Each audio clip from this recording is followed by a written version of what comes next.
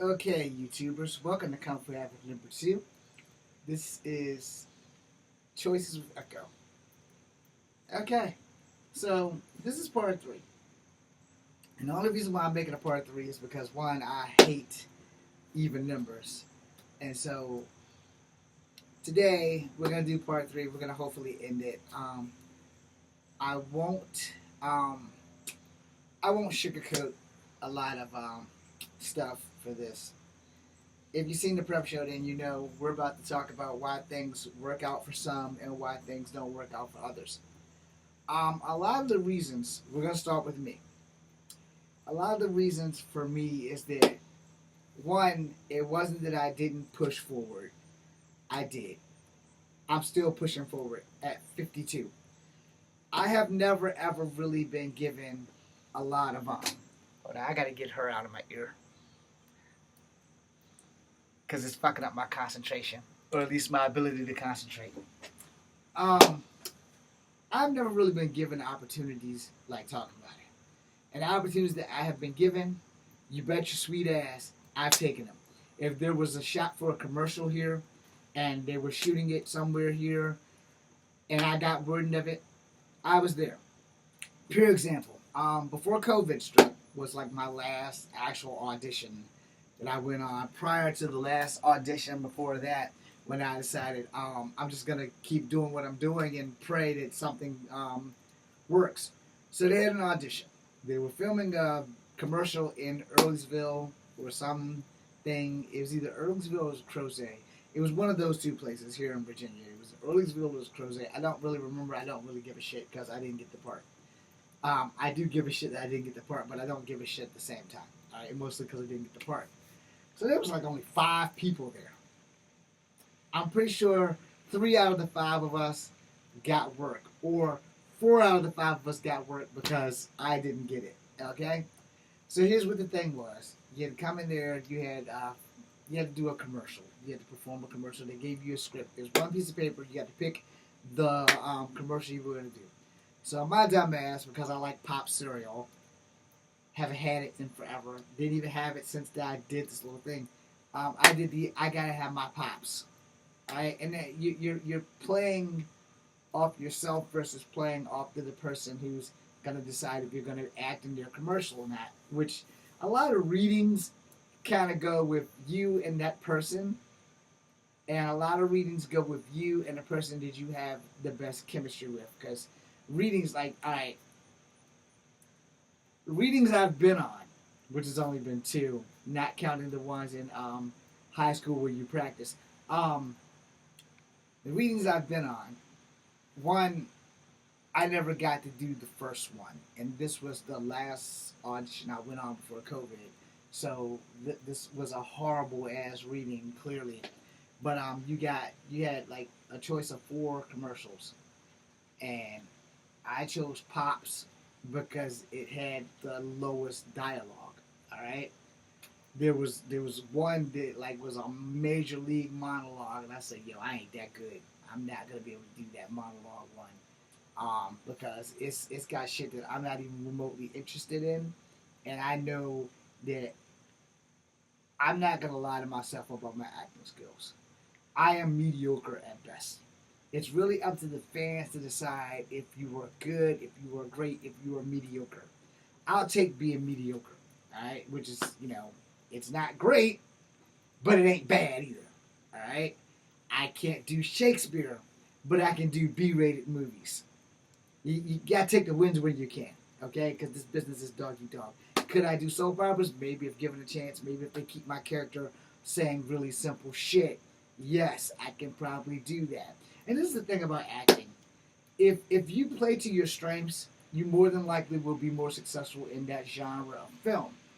I don't want to limit myself to just kung fu movies because I also like scary movies and I also like science fi. So if I can get a sci-fi job or a scary movie or a kung fu movie or a Marvel movie, I'm good because I can do those. I'm pretty sure I'm never going to be a star. That's not why I got into this business to begin with, because I just want to be happy, and making movies makes me happy, or as happy as I can get. to actual happiness, because I really don't know what the fuck happiness is, because I've never actually truly had it. And I ain't talking about happiness with sex. Everybody's happy when they're having sex. Even if it's only for that 10 minutes or that 30 minutes or that hour or for however long you can go. Everybody's pretty much happy when they're having sex. Alright? So that's not even an option. But back to the thing. So I got up on the little area and I read the Pops thing. And the two people that was deciding just didn't decide me. They didn't say that I sucked. They just said, "Good job, Mr. Williams. We will either send you an email or a phone call or a text if you wanna if you got the part." I said, "Well, one, I haven't been anywhere near my email since 2010, 2011, since whenever the hell I went into the military. I don't use email unless it's for business purposes, and I would prefer you either give me a call or a text." I never got the text. I never got the call. So there's that. Now, here's the thing, and I want to say this because this is definitely on me. I'm not in front of my computer all the time. If I'm on my computer, it's because I'm typing in my fucking book. If I'm on my phone, it's because I'm doing Facebook, TikTok, Instagram. And I try to limit that. You know, when my, like, I'm looking at Gigi right now. When I'm on Instagram or whatever, if I'm not making a video fighting pretendians, or watching my bro Dross Beef, or watching my bro Transformers Toy Talk, or TNT Neon Prime, or 80s Kid. If they're not on, I'm watching people like the Adjustment Syndicate and OHF and other people push the fuck out of pretendians.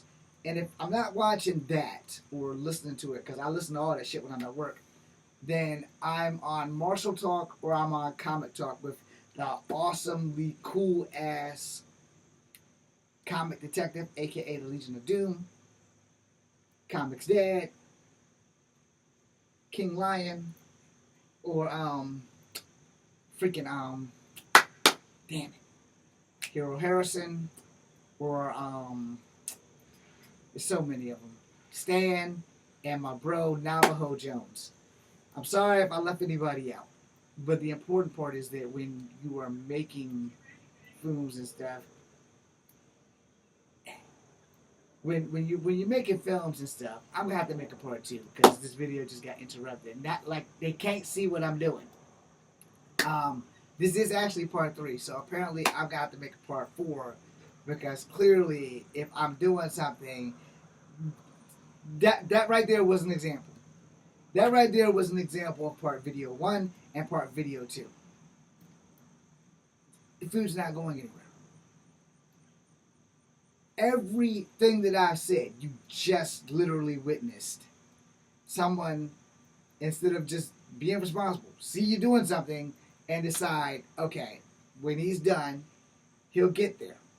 Alright? No. Fuck what I'm doing. We're going to go ahead and interrupt the video. I'm just sitting out here doing absolutely nothing. We're going to interrupt. We're going to interrupt. How rude. But we don't know how to talk to people, right? Yeah. Yeah. Okay. Anyway, sorry for that distraction. There will be 2 part 3s after I go handle this incident. I didn't get the part because I don't do email. And I told them that I don't do email. And it's like, well, we can text you. I say, yeah, you can text me, you can phone call me because my number's on the application because you got to fill out all these paperwork when you're doing these readings and shit. And that's pretty much the gist of it. And I will be back with part 3, part B. Thanks for watching.